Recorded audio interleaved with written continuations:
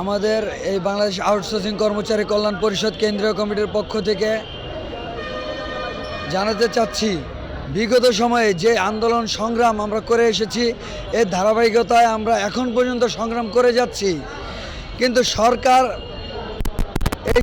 আমাদের বিভিন্নভাবে আশ্বস্ত করার পরে, বিভিন্ন সময় আশ্বস্ত করার পরেও এখন পর্যন্ত দৃশ্যমান অগ্রগতি আমাদের দেখাতে পারে নাই, আমরা দেখিনি।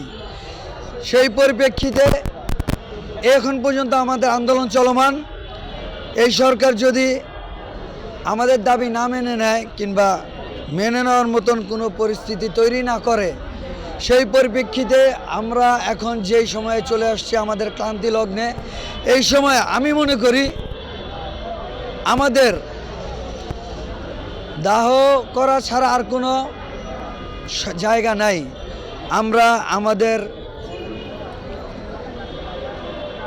সর্বশেষ যে অবস্থান, সে অবস্থানে আছি। আমাদের দাবি যদি কালকে না মানা হয় তাহলে হয়তোবা আমরা মানব দাহ করব 6 জন থেকে 7 জন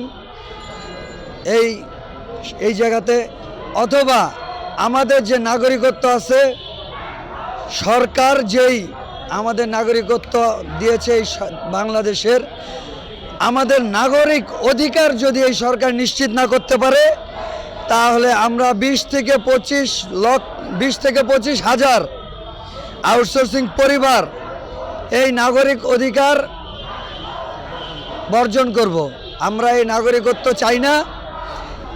এই পরিপ্রেক্ষিতে আমরা কালকে আমাদের দাবি না মানা হলে আমরা নির্বাচন কমিশনের অফিসে যাব এবং 20 থেকে 25 হাজার যে পরিবার আছে সেই পরিবার যায় আমরা আমাদের নাগরিকত্ব